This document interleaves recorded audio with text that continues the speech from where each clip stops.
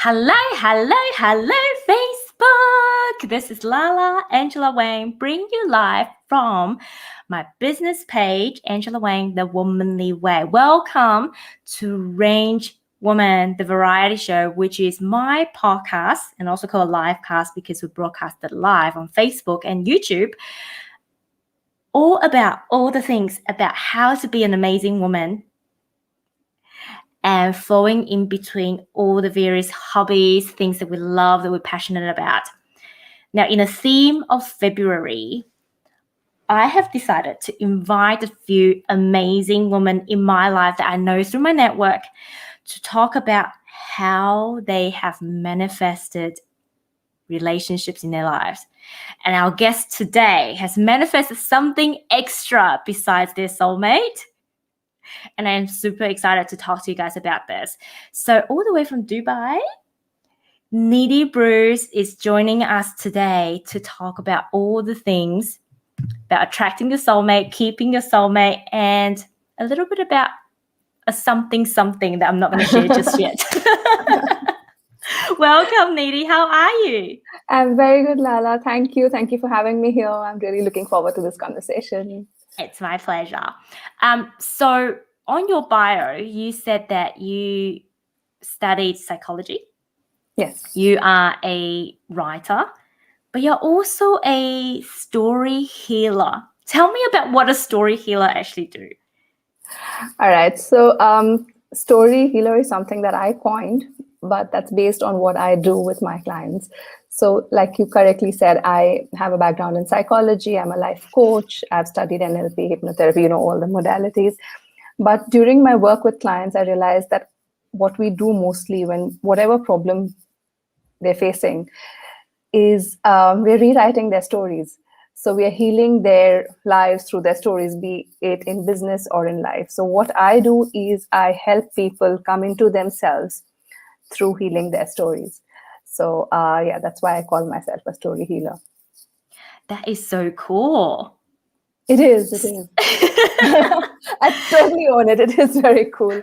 It involves a lot of writing, and I think writing and journaling is something that I'm personally very passionate about. And a lot of people initially are hesitant to try it out, but when they start seeing how powerful it is and how much it can help them in their lives, it's amazing to just watch that happen as well and to facilitate that. I think it's about how you start journaling, because I'm guilty of that. For me, I've only just recently tapped into journaling. I'm like, what am I going to write about? Yes. Yeah, so, that happens. Yeah. So has journaling got anything to do with how you manifested your soulmate? Honestly, it's been like 15, 16 years, but I have a feeling it might have, because I used to be quite a journaler even then. Yes. Right. Well, how you guys met was slightly different, I guess, than how a lot of people meet these days. So tell us about how you first met and how did you then decided he was the right fit? Oh my God. Are you in for a really long story?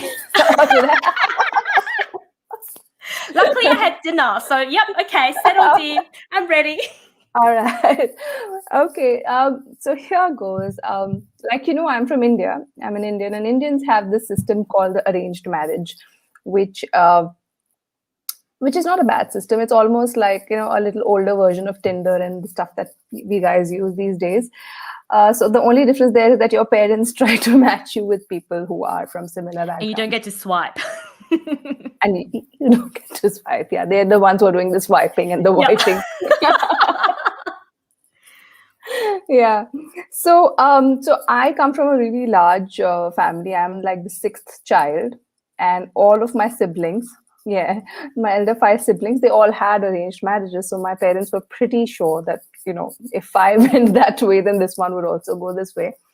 But I was born in the 80s, so I had slightly different plans. So I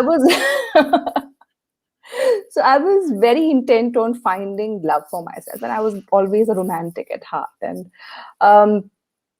as luck would have it, all the people that I met by myself it didn't work out for various reasons. I'm not saying that the people were wrong or I was wrong. You know how it is, right? When you're in Yeah. your early 20s, stuff didn't work out. And in the meantime, my parents were like on my case. You need to get married. You need to get married. I And was how like, old were you back then? don't want to know. I was 21 when they started looking for me.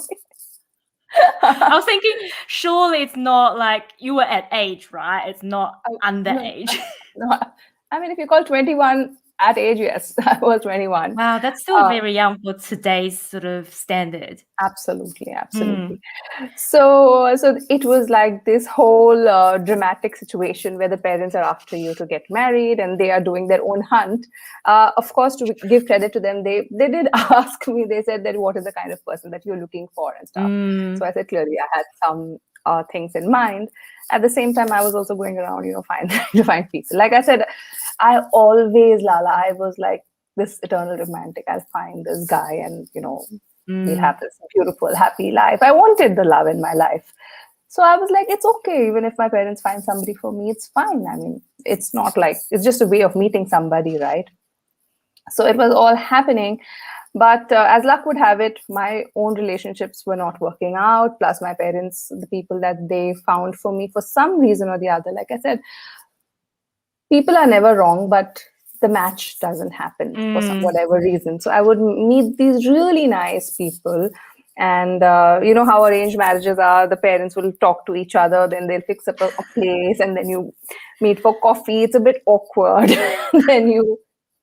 Fortunately, by then we were in the email age, so you exchange a couple of emails and you talk to the person. But for some reason, it never really clicked. And I think by the time I was 23 or 24, my parents were they were like, we've been doing this for a while. What is it that you really want in your life? I mean, I can understand, but I was also frustrated. And to cut a really long story short and, save you all the heartbreak and the tears which happened along the way, I had just gotten out of a fairly serious relationship, because also I used to go into relationships with the thought of getting married. And I think most people don't start relationships with that thought because, it takes a while. But I was very clear that if I get into a relationship, it has to be for marriage.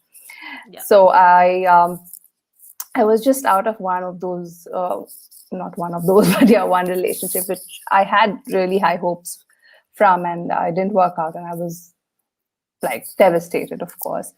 And I was very confused, and I was like, what am I doing wrong? I mean, is it that I don't deserve love, or, am I being too desperate or whatever? So I just kind of fell into this place where, we reach this point in life and you're like, I give up.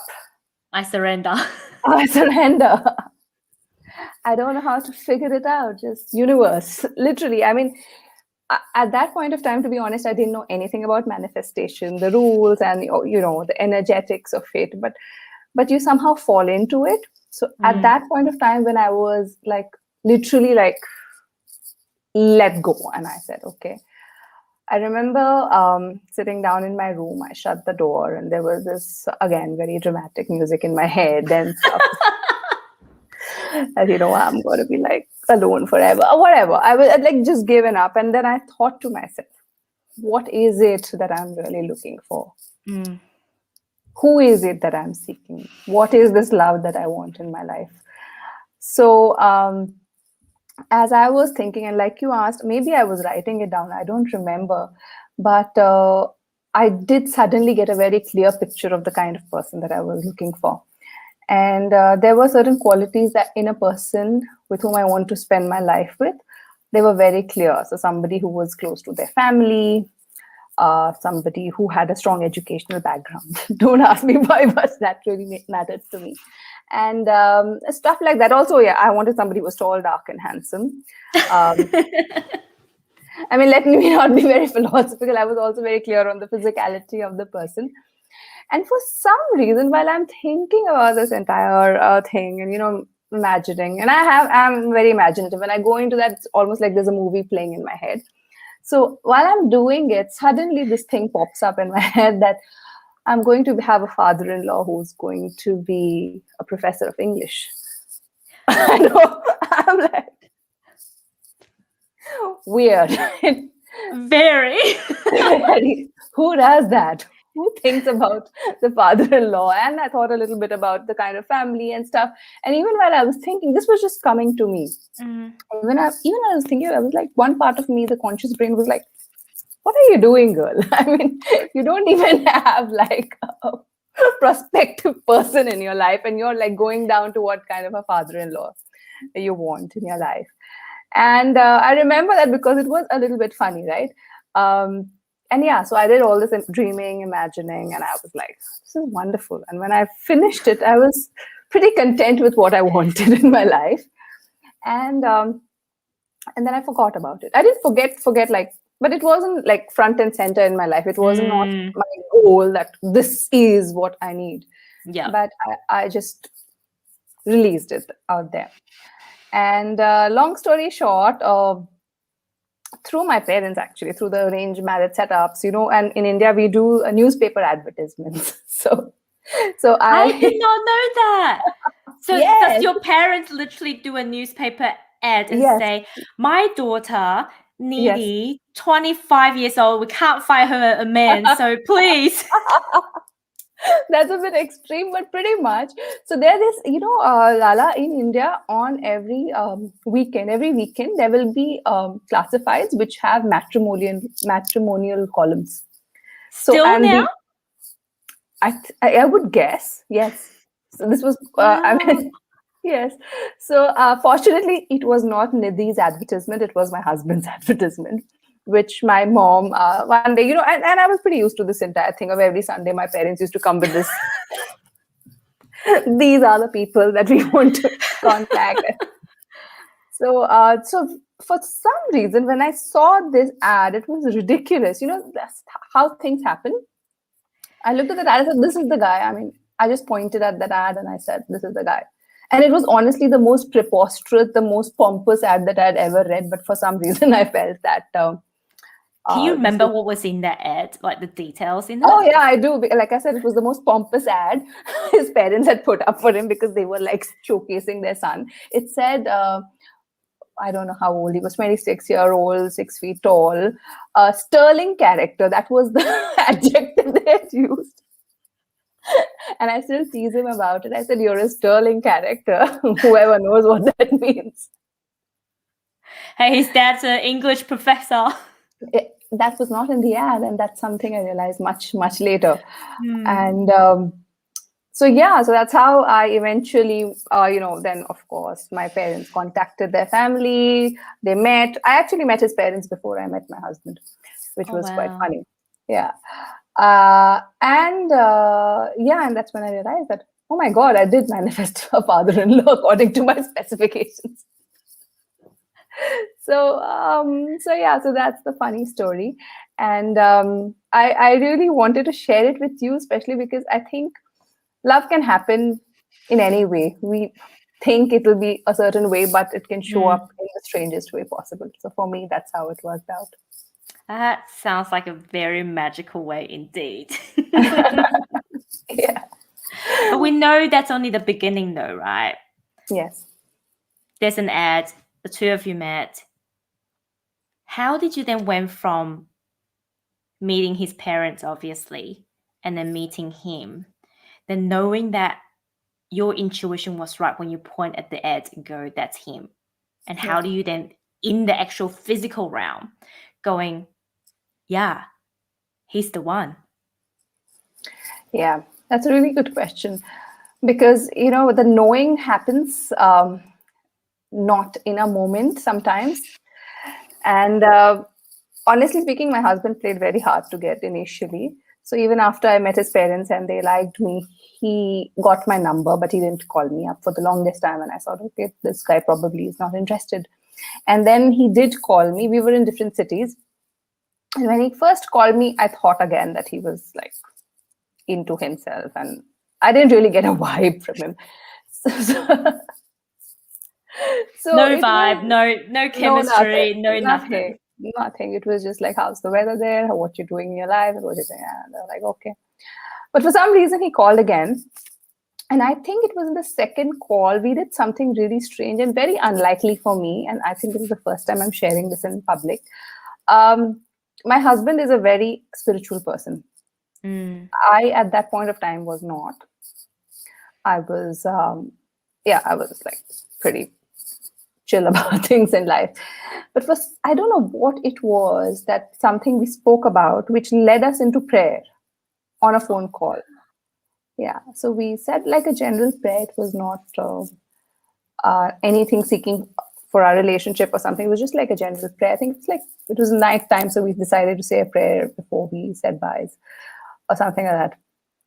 And at that moment, I connected with him because I think till that time, I'd never been with somebody who could be vulnerable in that way. You know, usually people don't show that side of them at the very beginning. And that really touched me. And I could see, like I said, also, you know, I realized now that when I was doing that entire dreaming about this person exercise, family was such an important part of my dream, right? So to have somebody who had that kind of an outlook to life, who was a bit spiritual and who thought about those things in life other than, you know, just physicality or connection, that really touched me. And I think that happened for him. And that's when we felt it, that there is probably something worthwhile here. Yeah. Oh, wow. I've got literally, when you were saying, I've got goosebumps all over me. I'm just like, oh my God. Yeah. But I love how you said that having been in a prayer is actually something that's very vulnerable, right? Yes. Being able to show somebody my spiritual side and share that with you, it's almost like a connection. It's felt. It can only be felt, and you can't. That moment would never be taken away from you as well. Yes. That is just, oh my God, chills. Yeah. Yeah, it was. Oh, Yeah, it'll always be a special memory for us. Yes. I love that so much. Do you think being study psychology has helped you in terms of maintaining the relationship? I mean, you know, people talk about it's easy to start a relationship. Once all the testosterones and our endorphins and all the hormones sort of expels, depending on how long that lasts, some couple weeks, some maybe a year or a bit longer, then that's where the real work begins. Yes, Do absolutely. you think studying psychology has helped you in some way, shape, or form? I would say studying psychology, yes, also working on myself. And like you really very rightly pointed out, I wish there was a manual given to all people before they got married saying that, you know, this is the honeymoon effect, which will last you for like Warning. warning. And surprisingly, my husband was aware of this honeymoon effect, and he would keep telling me that, you know, this is the honeymoon effect. I'm like, what is he talking about? You know, he's so Don't be so up yourself. Like, this is only just, you know, our hormones. hormones. Yeah, it's all those things fluttering around in your body. So it's true, and even if you're aware of it, when it happens, it happens. And like you said, the work really begins after those hormones have settled down and real life and your, you know, original subconscious programming starts showing up. So yes, it is a journey, and I think one of the things that really I think help both of us is that we both are very self-aware. So and we are very interested in figuring out why something is happening. I'm not saying that we are like very correct every time we do it. It's not a very scientific method. It's been a journey. It's been a journey. We've been married for almost 16 years now. I wouldn't say that the first few years were easy. It does take some time to figure out stuff. And working on ourselves has been seriously very, very helpful because I think in the beginning you expect the other person to perform for you. The expectation is very high, and then you realize that that person is also a human being, and then they also have expectations.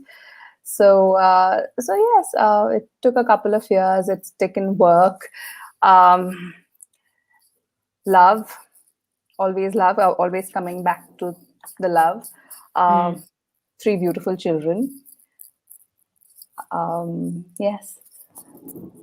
So what do So you think was your biggest lesson learned after 16 years relationship? I think the biggest relationship um, lesson. Okay, that's an interesting question. I think allowing the other person to grow is very important. That is so good. Yeah. Can you elaborate on that a little bit more? Like I said, we change, right, as people. The people we were when we met, like I was 25, my husband was 27, and now, of course, we've grown, we've changed. And we set expectations for ourselves and we hold the other person to those expectations. But that person probably would not be able to keep up to that expectations that you have of them.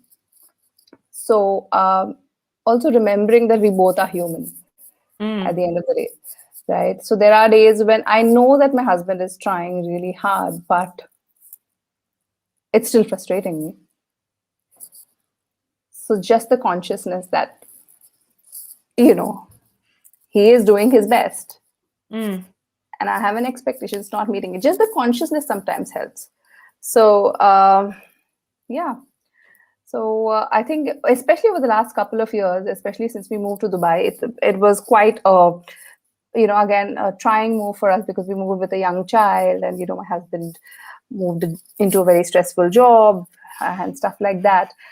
That became really, really, it really pops up, right? When you, especially when Yes. you're a small child and you're not sleeping at night, and it's a new culture, and it's so much stress.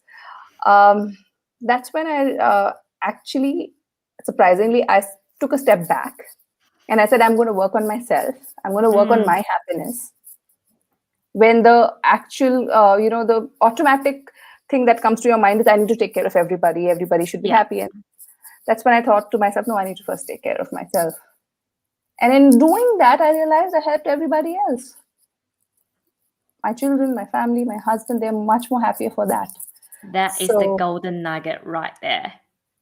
And I think so many mums and females, we're all guilty. I'm guilty as well. I take care of, all the people at work, my family, my friends, my colleagues, my clients first. Yeah. And even the best of us, we forget sometimes, because sometimes it is just ingrained in us as females.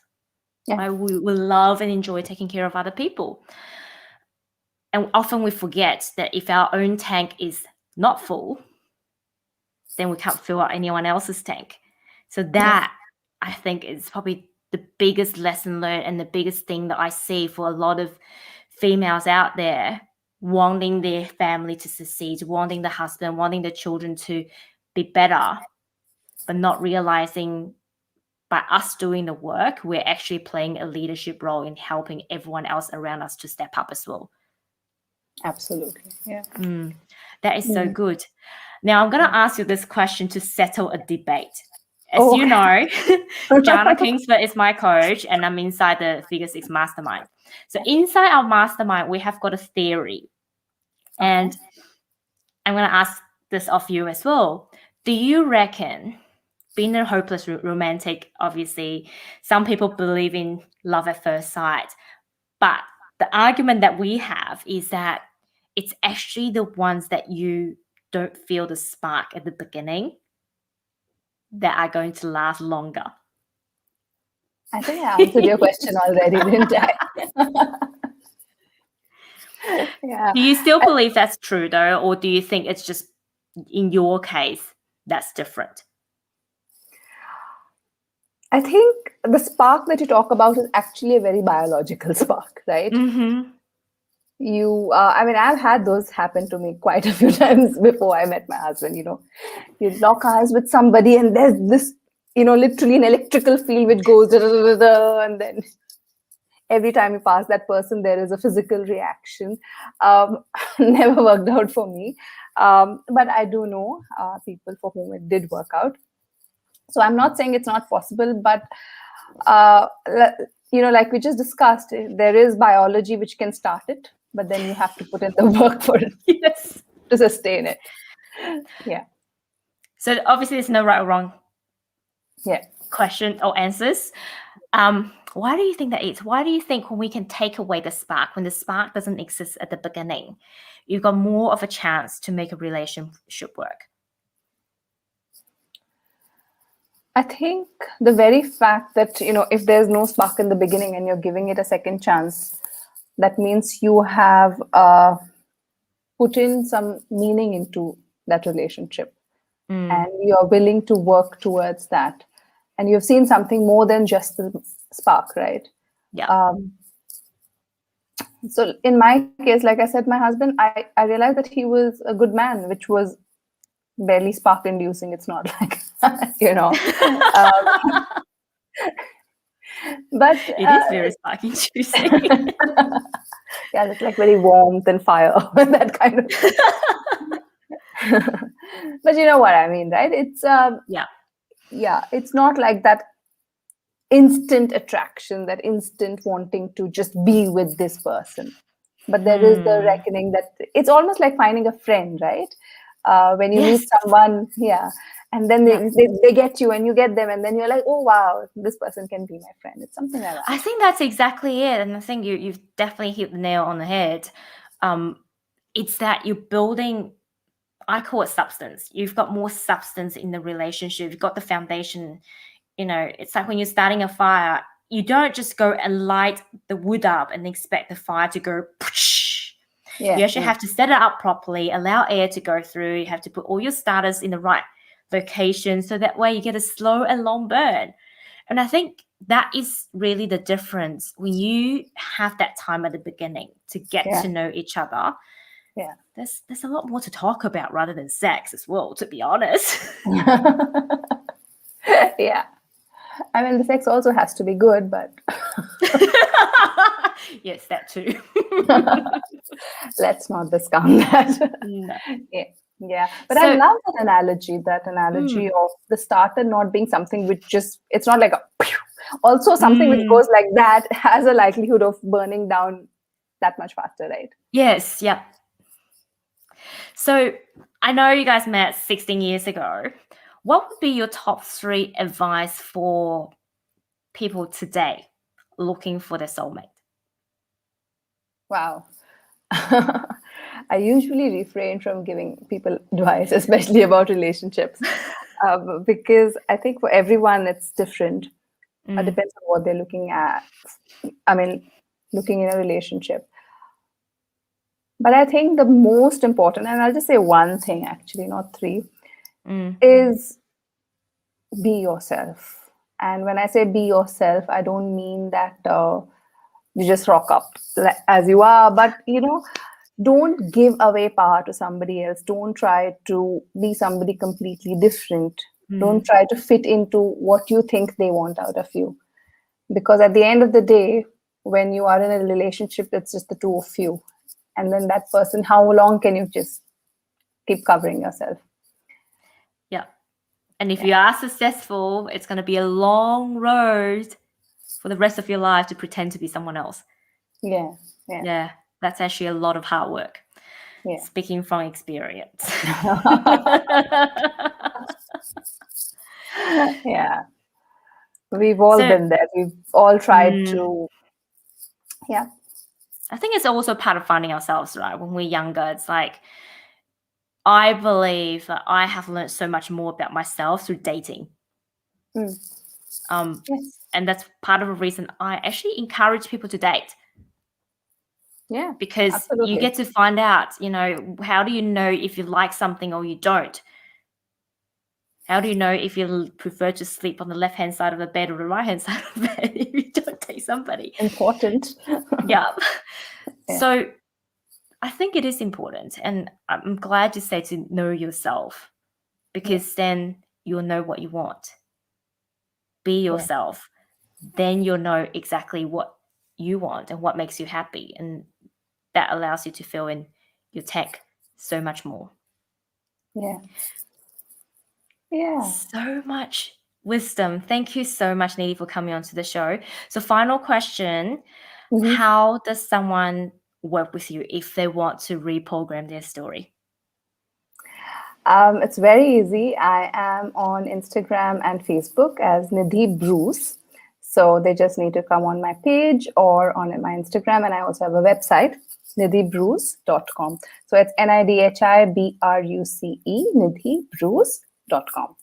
And yeah, I'd love to talk to anybody who's interested in talking to me about reprogramming their story. Love doing that.